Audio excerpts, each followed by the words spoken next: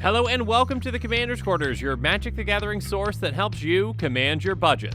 This show and episodes like this one are possible thanks to viewers like you. If you're looking for an easy way to help support this show, make sure that you like, share, and subscribe. Also, hit that bell notification icon so you don't miss any new episodes. You can also go check out our playmats and other merchandise at thecommandersquarters.com. Another easy way to support this show is with our TCG player affiliate links. So whether you're buying a deck or individual cards, you can use this general link right here or one in the description. And the final way that you can support this show is by supporting us directly by becoming a patron. There are many benefits to being a patron, and I truly couldn't do this without all their support.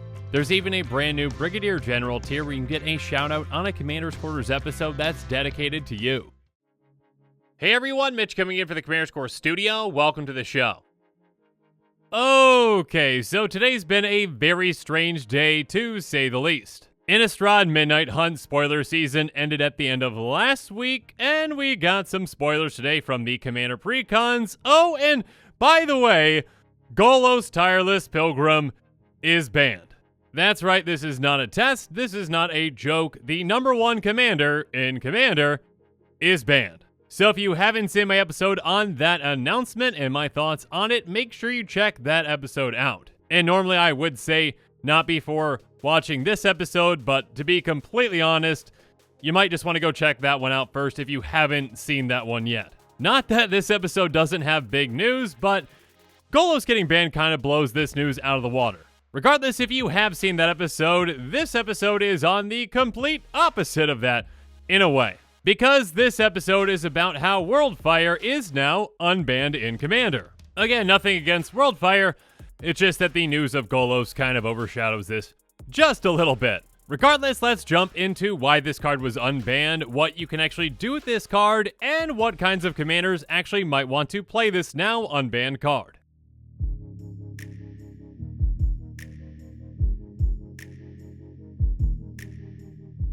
So, first up, for those of you that don't know, Worldfire is a sorcery for 6 red, red, red. It says, exile all permanents, exile all cards from hands and graveyards, each player's life total becomes 1. So basically, get rid of absolutely everything, and yeah, everyone's down to only 1 life, so the game is gonna end here pretty shortly. Regardless, this is what the Rules Committee had to say about the unbanning. Worldfire was once banned due to the problematic interaction with floating mana and having access to your commander. We want to foster a commander environment where 8 and 9 mana spells are viable and likely to show up in a game, so we evaluate the expensive ones in that context. Unlike Coalition Victory and Biorhythm, which we continue to believe are problematic in that environment, the level of effort needed to make Worldfire effective is sufficient that we suspect it will not be as much of an issue. There are already cheaper ways to do similar things in the format. We believe the social contract and robust pre-game discussions will keep Worldfire out of games in which it doesn't belong. Basically, yes, Worldfire can end games, but there are already other 8 and 9 mana spells out there that can actually end games too, and it does take some setup to actually make Worldfire effectively finish the game. Also, Worldfire isn't one of those types of cards that many players are just going to be running out to go get right now to throw into pretty much every deck they can, because yeah, this is a very specific card that does one very specific thing, which can definitely end the game when set up properly, but not many decks are going to be doing that. So unbanning this is most definitely not going to break the format, and yeah, probably won't cause very many issues at all. So personally, I have no problem with this unbanning. It's a card that ends the game, and if you're set properly, the game's just over. And yeah, again, not many players are going to be looking to just throw this card in whatever deck. But if you are looking to play this card, what are those ways that you can set yourself up in combination with Worldfire to win? One of the first ones that came to my mind was a very expensive card with Teferi's Protection. It's an instant for 2 and a white, and it says, until your next turn, your life total can't change and you have protection from everything all permanents you control phase out. Which basically means while they're phased out, they're treated as though they don't exist, and they phase in before you untap during your untap step. And of course, exile Teferi's Protection. So basically, the combo is incredibly simple with this and Worldfire. You cast Worldfire, and while it's on the stack, you cast Teferi's Protection. Now, yes, you do need 12 mana to actually make this work, but in Commander, that's no big deal at all. All your things phase out, and your life total can't change, and then Worldfire hits, and your opponents are in big trouble. All of their things go away, and all their life totals are set at 1, and well, your life total is not affected at all. And then before you untap during your untap step, your things phase back in, and congratulations, you're at the exact same spot you were beforehand. You've got a board state and your opponents have nothing. So have fun with your very easy victory from that point. But of course, some smaller and monetarily less expensive effects can definitely help you win as well. For example, let's talk about Teferi's Time Twist, Release to the Wind, and Eerie Interlude. Teferi's Time Twist is going to exile target permanent you control and then bring it back at the beginning of the next end step. If it enters the battlefield as a creature, it enters with an additional +1/+1 counter on it. Basically, blink something and it comes back at the end of the turn. So yes, your life total might be just 1, just like all of your opponents, but they've got nothing and you at least have one thing. And maybe that creature's got an ETB that can ping or something like that, and yeah, you're probably going to win if you're the only person with a creature on the board. And then Release the Wind is somewhat similar, but different. It says exile target non-land permanent. For as long as that card remains exiled, its owner may cast it without paying its mana cost. The main difference and actually the benefit of Release the Wind over something like Teferi's Time Twist is timing.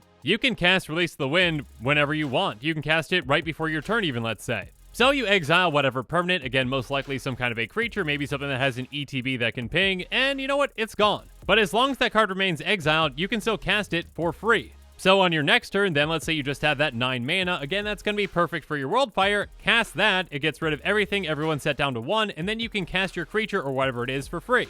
So yeah, Release the Wind is somewhat similar but has a different application in some ways. But then an even bigger application can be something like Eerie Interlude. It's an instant for 2 and a white, and it says exile any number of target creatures you control, return those cards to the battlefield under their owner's control at the beginning of the next end step. Basically, save your entire army, and again, if you do that and everyone's at 1 life, you're probably gonna win. And of course, there's also some creatures that can help in similar ways too, like Fiend Hunter, Lumbering Battlement, and Thragtusk. With Fiend Hunter, you can exile one of your creatures until Fiend Hunter leaves the battlefield. So again, whatever that creature is, it's going to be coming back when Worldfire gets rid of Fiend Hunter. And then in a bigger way, there's Lumbering Battlement, which does the exact same thing, but pretty much for all of your creatures. So this is kind of like an Eerie Interlude on a creature in a way. But even something as simple as Thragtusk can actually win you the game with Worldfire. It says, when it leaves the battlefield, create a 3/3 green beast creature token. Again, keep in mind with Worldfire, you want to look for leave the battlefield triggers, not death triggers. Because those creatures are going to be exiling, you don't get death triggers, but you do get leave the battlefield triggers. And even though this leave the battlefield trigger is incredibly simple, it's also incredibly effective. There is absolutely nothing on the board, nothing in graveyards, nothing in hands, but there's a 3/3 beast in play and your opponents are each at 1 life. So are you, but you've got the creature that can take them out. But my favorite way to finish out the game with Worldfire has got to be the combination of Oblivion Ring and Barren Glory. Oblivion Ring is essentially a Fiend Hunter but as an enchantment, and you can exile any target non-land permanent. And then Barren Glory is an enchantment that says, at the beginning of your upkeep, if you control no permanents other than Barren Glory and you've got no cards in your hand, you win the game. So essentially, all you need to do is get Barren Glory in play, exile it with Oblivion Ring, and then when you're ready, cast Worldfire to exile everything. Again, thanks to Worldfire, Oblivion Ring is going to be leaving the battlefield, so you get Barren Glory back because it was exiled with Oblivion Ring. And then as long as Barren Glory stays in play until your next upkeep, you win. Your opponents are in top decking mode, so good luck to them. And then other types of cards to consider in combination with Worldfire are ones that you're actually casting from exile with things like Arcblade, Greater Gargadon, and Quakebringer. Arcblade and Greater Gargadon have Suspend, and yes, Suspend cards are cast from exile. Arcblade's going to deal 2 damage to any target, then you exile with 3 time counters on it. So this is a slower but still decently effective way most likely with Worldfire to finish out the game. You cast it from exile, once its last suspend counter is removed, you ping a player for 2, they're gone, and then this gets 3 more time counters on it so you can do it again. And then Greater Gargadon is going to be quicker than that. It's got suspend 10, but you can sacrifice an artifact, creature, or land and remove a time counter from it. Activates ability only if Greater Gargadon is suspended. So essentially for this 9/7 beast, you're just going to suspend it earlier, and then when you're casting Worldfire, sacrifice a bunch of your lands to Greater Gargadon. Leave 1 suspend counter on this though, and then on your next upkeep that gets removed and this comes into play, and your opponents are going to be gone. Or at least I should say 1 at a time. One that can take out all of your opponents at once though is Quakebringer. It's got a foretell cost for 2 red, so you basically foretell it, then cast from exile paying that cost. It says your opponents can't gain life, and at the beginning of your upkeep, Quakebringer deals 2 damage to each opponent. So for this to work with Worldfire, you need 13 mana in total, basically casting Worldfire and saving enough mana up for this. Or should I say again, floating the mana for this. You need to float the mana. Do not just leave those lands untapped because they're going to get exiled. But yeah, anyways, after Worldfire goes off and exiles everything, you cast this from exile, and yeah, you just wait until your next upkeep to ping your opponents down. Regardless, yes, there are a lot of ways to finish off your opponents if you really want to build a deck around Worldfire. But now that we've talked about some other cards that can work well with Worldfire, let's talk about some commanders that can utilize it too. And a big thank you to Eddie for bringing this first one up to me, and this is Kroxa, Titan of Death's Hunger. And actually, before I get into the card, just a quick note with these. I am not saying that every single one of these commanders I'm going to list would like Worldfire. In fact, I think very few decks built around these commanders probably do. But if you're looking for a cheeky way to win with this kind of a commander, yeah, that's a way to do it. Kroxa has, whenever it enters the battlefield or attacks, each opponent discards a card, then each opponent who didn't discard a non-land card this way loses 3 life. So basically, cast Worldfire while floating whatever mana you need to get this back from the command zone, and yeah, your opponents lose. This comes in, your opponents can't discard a card since they just lost their hand to Worldfire, and then therefore they lose 3 life and lose the game. Next up, how about a mono-red commander like Zozu the Punisher, which yes, is very punishing with Worldfire. Basically, float mana, cast Worldfire, cast this, which actually is probably going to be the exact same thing I say for all these commanders.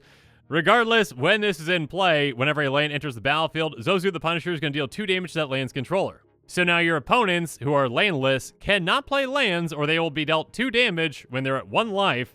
So yeah, they'd be taken out. Now, you can't play lands either, but again, you've got a 2/2 in play that you can swing with and take your opponents out if they refuse to play lands. Next up, how about Ragavan Nimble Pilferer? I mean, pretty obviously, this is just a red commander that is very cheap and easy to get out. So, cast Worldfire while floating mana, cast this, and have fun swinging away with your Monkey Pirate. Next up, going back to Rakdos, how about Mogis, God of Slaughter? Mogis says at the beginning of each opponent's upkeep, Mogis deals 2 damage to that player unless they sacrifice a creature. Again, since your opponents just lost everything, including their creatures, they're not going to have creatures to sacrifice, so Mogis is going to take them out. And finally, in a similar way, there's Nekasar the Mindrazor, which says whenever an opponent draws a card, Nekasar the Mindrazor deals 1 damage to that player. Again, being at 1 life, even if they just draw 1 card, they're going to be gone. And with that, the show is coming to a close, so it's my turn to hear from you. So in the comments below, let me know what your thoughts on this episode are, and as always, thanks again and have a good one.